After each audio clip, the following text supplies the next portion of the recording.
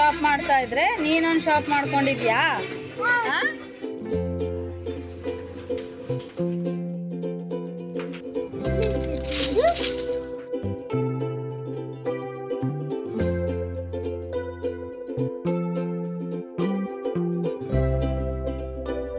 Hi ಎಲ್ರಿಗೂ welcome back. ನಾನು ಸೌಮ್ಯ. So ಇವತ್ತಿನ ವ್ಲಾಗ್ನ ಶುರು ಮಾಡ್ತಾ ಇದ್ದೀನಿ. ಇವತ್ತು ಸ್ವಲ್ಪ ಗ್ರೋಸರಿ ಎಲ್ಲ ತರೋದಿತ್ತು, ಹಾಗಾಗಿ ನಾವು ಮತ್ತು ನಮ್ಮ ಹಸ್ಬೆಂಡ್ ಫ್ಯಾಮಿಲಿ ಎಲ್ಲ ಹೋಗ್ತಾ ಇದ್ದೀವಿ. ಏನೇನೆಲ್ಲ ಪರ್ಚೇಸ್ ಮಾಡ್ತೀವಿ ಅನ್ನೋದನ್ನು ನಾನು ನಿಮ್ಮ ಜೊತೆ ಶೇರ್ ಮಾಡ್ಕೊತೀನಿ. ಸೊ ಬನ್ನಿ ಇವತ್ತಿನ ವ್ಲಾಗ್ನ ಶುರು ಮಾಡೋಣ. ಬನ್ನಿ ಇವತ್ತು ಏನೆಲ್ಲ ಶಾಪ್ ಮಾಡ್ತೀನಿ ಅನ್ನೋದನ್ನ ತೋರಿಸ್ತೀನಿ. ಬೇಗ ಬೇಗ ಟೈಮ್ ಆಗುತ್ತೆ, ಎಲ್ಲನೂ ಶಾಪ್ ಮಾಡಿಕೊಂಡು ಬರೋಣ. ಸೊ ಇವತ್ತು ಎಲ್ಲರೂ ಕೂಡ ಬಂದಿದ್ದೀವಿ ಗೋ ಹ್ಯಾಪಿ ಸೂಪರ್ ಮಾರ್ಕೆಟ್ಗೆ. ಇವತ್ತಿನ ಶಾಪಿಂಗ್ನ ಶುರು ಮಾಡಿದ್ದಾಯಿತು ಆಲ್ರೆಡಿ. ನನ್ನ ಮನೆಯಿಂದ ಬರುವಾಗಲೇ ಇವತ್ತಿನ ಮಂತ್ಗೆ ಏನೇನೆಲ್ಲ ಐಟಮ್ಸ್ ಬೇಕು ಅನ್ನೋದನ್ನು ನಾನು ಲಿಸ್ಟ್ ಮಾಡಿ ತೊಗೊಂಬಂದಿರ್ತೀನಿ. ಸೊ ಎವ್ರಿ ಮಂತ್ ಇದೇ ರೀತಿ ಇರುತ್ತೆ, ಯಾಕೆಂದರೆ ನಾನು ಯಾವ್ಯಾವ ಐಟಮ್ ಬೇಕಾಗಿರುತ್ತೋ ಅದನ್ನು ಮಾತ್ರ ಲಿಸ್ಟ್ ಮಾಡಿಕೊಂಡು ತಂದಿರ್ತೀನಿ. ಈಗ ಅನ್ವಾಂಟೆಡ್ ಐಟಮ್ಸ್ನ ತೊಗೊಂಡೋಗಿ ಮನೇಲಿ ಸ್ಟಾಕ್ ಇಟ್ಕೊಳ್ಳೋದಕ್ಕಿಂತ ಆ ತಿಂಗಳಿಗೆ ಏನೇನು ಐಟಮ್ಸ್ ಬೇಕೋ ಅದನ್ನು ಮಾತ್ರ ಲಿಸ್ಟ್ ಮಾಡಿ ತೊಗೊಂಡು ಬರ್ತೀನಿ. ಸೊ ಈಗ ಮಾಡೋದ್ರಿಂದ ಸುಮ್ಮನೆ ಅನ್ವಾಂಟೆಡ್ ಖರ್ಚುಗಳು ಕಮ್ಮಿ ಆಗುತ್ತೆ. ಮತ್ತು ನಾವು ಈ ಥರ ಸೂಪರ್ ಮಾರ್ಕೆಟ್ಗೋ ಅಥವಾ ಎಲ್ಲರೂ ಮಾರ್ಟ್ಗಳಿಗೆ ಹೋದರೆ ಅಲ್ಲಿರೋ ಐಟಮ್ಸ್ಗಳೆಲ್ಲ ನೋಡಿ ಇದು ಯೂಸ್ ಆಗ್ಬೋದು ಅಂತ ತೆಗೆದು ಟ್ರಾಲಿಲಿ ಹಾಕ್ಕೊಳ್ಳೋದೇ ಜಾಸ್ತಿ. ಹಾಗಾಗಿ ಆ ಥರ ಪ್ರಾಬ್ಲಮ್ ಬರೋದು ಬೇಡ ಅಂತ ಮನೇಲೇ ನಾವು ಫಸ್ಟೇ ಲೀಸ್ಟ್ ಮಾಡ್ಕೊಂಡು ಬಂದರೆ ಯಾವ ಐಟಮ್ ಬೇಕೋ ಅದನ್ನು ಮಾತ್ರ ತೊಗೊಂಡು ಬರ್ಬೋದು. ನಾವೊಂದು ಶಾಪ್ ಮಾಡ್ತಾ ಇದ್ರೆ ನೀನೊಂದು ಶಾಪ್ ಮಾಡ್ಕೊಂಡಿದ್ಯಾ? ಕೌಂಟ್ರಿಗೆ ಹೋಗಾದ್ಮೇಲೆ ಏನು ಇಷ್ಟೊಂದು ಬಿಲ್ ಆಗಿದೆಯಲ್ಲ ಅಂತ ಯೋಚನೆ ಮಾಡಿದ್ರೆ ನಾವು ಯಾವುದೆಲ್ಲ ಯೋಚನೆ ಮಾಡಿರೋ ಆ ಐಟಮ್ಸ್ಗಳನ್ನು ತುಂಬ ತುಂಬಿಸ್ಕೊಂಡ್ಬಂದಿರ್ತೀವಿ. ಆ ಕಾರಣಕ್ಕೆ ಫಸ್ಟೇ ಈ ಥರ ಮಾಡ್ಕೊಂಡ್ಬಂದರೆ ಸ್ವಲ್ಪ ಖರ್ಚು ಕಮ್ಮಿ ಆಗುತ್ತೆ ಅಂತ. ಸೊ ಇವಾಗ ಸ್ವಲ್ಪ ಡ್ರೈ ಫ್ರೂಟ್ಸು ನಟ್ಸ್ ಎಲ್ಲ ಬೇಕಿತ್ತು, ಹಾಗಾಗಿ ಅದನ್ನು ಕೂಡ ಪರ್ಚೇಸ್ ಮಾಡ್ತಾ ಇದ್ದೀವಿ. ಅದಾದಮೇಲೆ ಮನೆಗೆ ಕೆಲವೊಂದು ಐಟಮ್ಗಳನ್ನ ತೊಗೊಳ್ಳೋಣ ಅಂದ್ಕೊಂಡಿದ್ದೆ. ಸೊ ಇವಾಗ ಅದನ್ನು ಕೂಡ ನೋಡಿ ಯಾವ್ದು ಚೆನ್ನಾಗಿದೆ ಅಂತ ಸೆಲೆಕ್ಟ್ ಮಾಡ್ತಾ ಇದ್ದೆ. ಅದ್ರ ಮಧ್ಯೆ ಇವರಿಬ್ರು ಇದ್ರಲ್ವ ನಮ್ಮ ಅತ್ತೆ ಮಕ್ಕಳು. ಸೊ ಫೋಟೋ ತೊಗೊಂಡು ವಿಡಿಯೋ ತೊಗೊಂಡು ಫುಲ್ ಫನ್ ಮಾಡ್ಕೊಂಡಿದ್ರು. ಸೊ ಈ ಥರ ಮಾರ್ಟ್ಗಳಿಗೆ ಎಲ್ಲಾದರೂ ಹೋದ್ರೆ ಅಲ್ಲಿ ಐಟಮ್ಸು ಇಟ್ಟಿರೋದು ನೋಡೋದಕ್ಕೆ ಖುಷಿ ಆಗುತ್ತೆ. ಎಲ್ಲನೂ ಕೂಡ ತುಂಬ ಚೆನ್ನಾಗಿ ಕ್ಯೂಟಾಗಿರುತ್ತೆ, ತೊಗೊಬೇಕು ಅಂತ ಆಸೆ ಆಗ್ತಾ ಇರುತ್ತೆ. ಅಷ್ಟೊಂದು ಚೆನ್ನಾಗಿ ಅರೇಂಜ್ ಮಾಡಿರ್ತಾರೆ. ಸೊ ನಿಮಗೂ ಇದೇ ರೀತಿ ಅನಿಸುತ್ತೆ ಅಂತ ಕಮೆಂಟ್ ಮಾಡಿ. ಆಲ್ಮೋಸ್ಟ್ ಎಲ್ಲ ಶಾಪಿಂಗ್ ಮಾಡಿದಾಗಿದೆ. ಗ್ರೋಸರಿ ಮತ್ತು ಮನೆಗೆ ಬೇಕಾಗಿರೋಂಥ ಕೆಲವೊಂದು ಐಟಮ್ಗಳು ಕೂಡ ತೊಗೊಂಡಿದ್ದೀವಿ ಇವಾಗ. ಸೊ ಇವಾಗ ಮನೆಗೆ ಓಡ್ತಾ ಇದ್ದೀವಿ. ಅಂದವೇ ಏನಾದರೂ ಸ್ವಲ್ಪ ಜ್ಯೂಸ್ ಅಥವಾ ಐಸ್ ಕ್ರೀಮ್ ಏನಾದ್ರು ತಿಂದ್ಕೊಂಡು ಹೋಗೋಣ ಅಂತ ಪ್ಲ್ಯಾನ್ ಮಾಡ್ಕೊಂಡಿದ್ವಿ. ಈ ನನ್ನ ಮಗನಿಗೆ ಇನ್ನೂ ಟಾಯ್ಸ್ ಬೇಕು, ಏನಾದರೂ ಬೇಕು ಅಂತ ಸರ್ಚ್ ಮಾಡ್ತಾನೆ ಇದ್ದಾನೆ. ಎಷ್ಟೇ ಟಾಯ್ಸ್ ಕೊಟ್ಟರು ಸಾಧ್ಯ ಇಲ್ಲ ಈ ಮಕ್ಳುಗಳಿಗೆ, ಏನು ತೊಗೊಂಡ್ರೂ ಸಾಲಲ್ಲ. ಇವ್ರು ನೋಡಿ.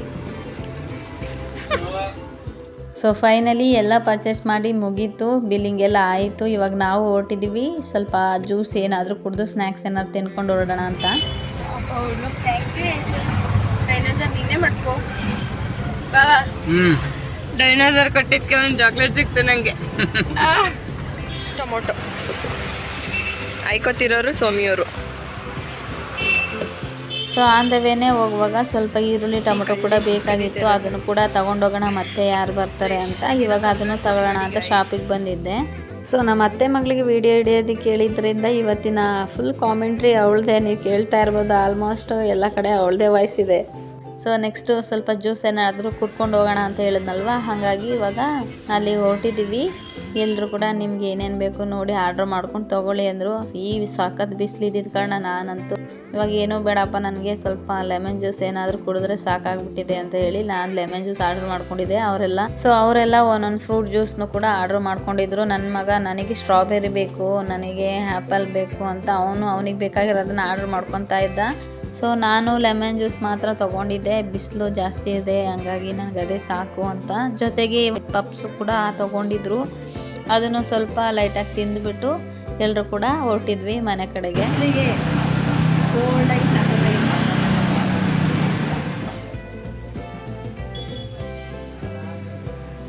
ಎಲ್ಲ ಮುಗಿಸ್ಬಿಟ್ಟು ಮನೆಗೆ ಹೋಗ್ತಿದ್ದೀವಿ. ಮನೆಗೆ ಹೋದ್ಮೇಲೆ ಏನೇನಾಗುತ್ತೆ ವೇಟ್ ಆ್ಯಂಡ್ ವಾಚ್. ಬಾಯ್. ಮನೆಗೆ ಹೋದ್ಮೇಲೆ ಸಿಗೋಣ. ಸೊ ಎಲ್ಲರೂ ಕೂಡ ಮನೆಗೆ ಬಂದಾದಮೇಲೆ ಸ್ವಲ್ಪ ಹೊತ್ತು ಎಲ್ಲರೂ ಟೈಮ್ ಸ್ಪೆಂಡ್ ಮಾಡಿ ಇವಾಗ ಐಟಮ್ಸ್ ಎಲ್ಲ ತಂದಿದ್ವಲ್ಲ ಅದನ್ನು ಕೂಡ ಎತ್ತಿಟ್ಕೊತಾ ಇದ್ದೀನಿ. ಕೆಲವೊಂದು ಐಟಮ್ಗಳನ್ನ ನಾನು ನೋಡಿ ಆಫರಲ್ಲಿ ಇರೋವಂಥದ್ದು ಅಥವಾ ಈ ಬೈ ಒನ್ ಗೆಟ್ ಒನ್ ಇರುತ್ತಲ್ಲ ಅದನ್ನು ಕೂಡ ತೊಗೊಂಡಿದ್ದೀನಿ. ಸೊ ಈ ರೀತಿ ಮಾಡೋದ್ರಿಂದ ನಮಗೂ ಸ್ವಲ್ಪ ಅಮೌಂಟ್ ಸೇವ್ ಆದಂಗಿರುತ್ತೆ. ಯೂಸ್ಫುಲ್ ಆಗೋವಂಥ ಐಟಮ್ಸ್ಗಳಿದ್ರೆ ತೊಗೊಂಡ್ರೆ ಒಳ್ಳೆಯದು. ಸೊ ಈ ಮಂತಿನ ಗ್ರೋಸರಿನ ನಾನು ಪರ್ಚೇಸ್ ಮಾಡಿದ್ದಾಯಿತು. ಯಾವ ರೀತಿ ಇತ್ತು ಅನ್ನೋದನ್ನು ನನಗೆ ಕಮೆಂಟ್ ಮೂಲಕ ತಿಳಿಸಿ. ಇವತ್ತಿನ ಗ್ರೋಸರಿ ಬಿಲ್ಲು ಬಂದ್ಬಿಟ್ಟು ಆಲ್ಮೋಸ್ಟ್ ನನಗೆ 4000 ಆಗಿದೆ. ಶಾಪಿಂಗ್ ಎಲ್ಲ ಆದಮೇಲೆ ಅನಿಸುತ್ತೆ ಎಷ್ಟು ಐಟಮ್ ಬಂತ ಅಷ್ಟು ಅಮೌಂಟ್ಗೆ ಅಂತ. ಬಟ್ ಎವ್ರಿ ಮಂತ್ ಇದೇ ರೀತಿ ಎಕ್ಸ್ಪೀರಿಯೆನ್ಸ್ ಆಗ್ತಾ ಇರುತ್ತೆ. ಸೊ ಫೈನಲಿ ಇವತ್ತಿನ ದಿನದ ಗ್ರೋಸರಿ ಶಾಪಿಂಗ್ ಮುಗಿದಿದೆ. ಸೊ ಯಾವ ರೀತಿ ಬಂತು ಅಂತ ಕಮೆಂಟ್ ಮಾಡಿ ತಿಳಿಸಿ. ಎಲ್ಲ ಮುಗ್ದಾದ್ಮೇಲೆ ನೈಟಿಗೆ ಕುಕ್ಕಿಂಗ್ ಮಾಡಬೇಕಲ್ವಾ. ಸೊ ಇವತ್ತಿನ ಕುಕ್ಕಿಂಗ್ನ ಭೂಮಿಕಾ ಅವರು ಒಪ್ಪಿಸ್ಕೊಂಬಿಟ್ಟಿದ್ದಾರೆ. ಇವತ್ತು ನಮಗೆ ಫುಲ್ ರೆಸ್ಟು. ಡಿನ್ನರ್ಗೆ ಬಿರಿಯಾನಿ ಮಾಡೋಣ ಅಂತ ಅಂದ್ಕೊಂಡಿದ್ವಿ. ಸೊ ಹಂಗಾಗಿ ನಮ್ಮ ಭೂಮಿಕಾ ಅವರು ಇಲ್ಲ ಇರೋ ಅಕ್ಕ ನಾನೇ ಮಾಡ್ತೀನಿ ಅಂತ ಮಾಡ್ತಾ ಇದ್ದಾಳೆ. ಭೂಮಿಕಾ ಸ್ಪೆಷಲ್ ಬಿರಿಯಾನಿ ಇವತ್ತು ಯಾವ ರೀತಿ ಬರುತ್ತೆ ಅನ್ನೋದನ್ನ ತಿಂದ್ಬಿಟ್ಟು ಹೇಳ್ತೀವಿ. ಮಾಡ್ತಾ ಇದ್ದಾರೆ ಬಟ್ ಹೆಂಗಿರುತ್ತೆ ಅನ್ನೋದು ತಿಂದ ಮೇಲೆ ಗೊತ್ತಾಗುತ್ತೆ. ಚೆನ್ನಾಗಿ ಬರುತ್ತೆ ಅಂತ ಅಂದ್ಕೊಂಡಿದ್ದೀವಿ. ಚಿಕನ್ ಕೂಡ ಮ್ಯಾರಿನೇಟ್ ಮಾಡಿ ಇಟ್ಕೊಂಡಿದ್ದಾಳೆ. ಸೊ ಯಾವ ರೀತಿ ಬರುತ್ತೆ ಅಂತ ಗೊತ್ತಿಲ್ಲ, ನಮಗೂ ಯಾವತ್ತೂ ತಿಂದಿಲ್ಲ. ಫಸ್ಟ್ ಟೈಮ್ ತಿಂದ್ಬಿಟ್ಟು ಟೇಸ್ಟ್ನ ಹೇಳ್ತೀವಿ. ಅದುವರೆಗೂ ನೋಡ್ತಾ ಇರಿ. Stay tune. ಬಂದಿದೆ ಅಂತ ತೋರಿಸ್ತೀನಿ ನಿಮಗೆ. ತುಂಬಾನೇ ಜ್ಯೂಸಿ ಸೂಪರಾಗಿ ಬಂದಿದೆ. ಬಿಸಿ ಬಿಸಿ ಬಿರಿಯಾನಿ ಘಮ ಘಮ ಅಂತ ಇದೆ. ಇವಾಗ ತಿಂದ್ಬಿಟ್ಟು ಟೇಸ್ಟ್ ಯಾವ ರೀತಿ ಇದೆ ಅಂತ ನಾನು ನಿಮಗೆ ತೋರಿಸ್ತೀನಿ. ಅದ್ರ ಜೊತೆಗೆ ನಾವು ಚಿಕನ್ ಫ್ರೈ ಕೂಡ ಮಾಡ್ಕೊಂಡಿದ್ದೀವಿ. ಚಿಕನ್ ಗ್ರೇವಿ ಅದು ಬಂದು ನಮ್ಮ ಬಾವ ಮಾಡಿರೋದು. So credit for him. Chicken biryani ಮತ್ತೆ ಚಿಕನ್ ಗ್ರೇವಿ ಮಾಡ್ಕೊಂಡಿದೀವಿ. ಎರಡು ಕಾಂಬಿನೇಷನ್ ಸೂಪರ್ ಆಗಿರುತ್ತೆ. ತಿಂದ್ಬಿಟ್ಟು ಟೇಸ್ಟ್ ಯಾವ ರೀತಿ ಇದೆ ಅಂತ ನಾನು ನಿಮ್ಗೆ ಹೇಳ್ತೀನಿ. ಯಶವಂಗ್ನ ಹೆಂಗೈತೋ?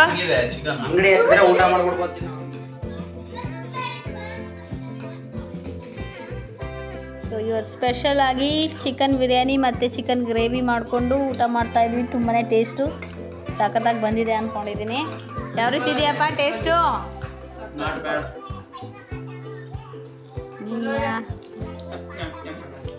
ಚೆನ್ನಾಯ್ತಾ?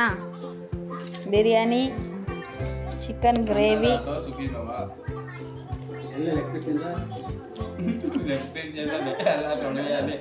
ನಿಜಕ್ಕೂ ಟೇಸ್ಟು ಸೂಪರಾಗಿ ಬಂದಿದೆ. ಅಲ್ಟಿಮೇಟ್ ಆಗಿದೆ. ಎಲ್ಲರೂ ಕೂಡ ಇವಾಗ ಬಿರಿಯಾನಿನ ಎಂಜಾಯ್ ಮಾಡ್ತಾ ಇದ್ದೀವಿ. ಸೂಪರಾಗಿ ಬಂದಿದೆ ಟೇಸ್ಟ್ ಅಂತೂ. ಸೊ ಫೈನಲಿ ಇವತ್ತಿನ ಡೇನ ಕಂಪ್ಲೀಟ್ ಮಾಡ್ತಾ ಇದ್ದೀನಿ ಒಂದು ಒಳ್ಳೆ ಫುಡ್ ಜೊತೆ. ಮತ್ತು ಇವತ್ತಿನ ವ್ಲಾಗ್ ಇಷ್ಟ ಆಗಿದ್ದರೆ ಲೈಕ್ ಮಾಡಿ, ಶೇರ್ ಮಾಡಿಕೊಂಡು ಸಬ್ಸ್ಕ್ರೈಬ್ ಮಾಡ್ಕೊಳ್ಳೋದನ್ನ ಮರಿಬೇಡಿ. ನೆಕ್ಸ್ಟ್ ವಿಡಿಯೋದಲ್ಲಿ ಸಿಗ್ತೀನಿ. ಎಲ್ರಿಗೂ ಬಾಯ್ ಬಾಯ್.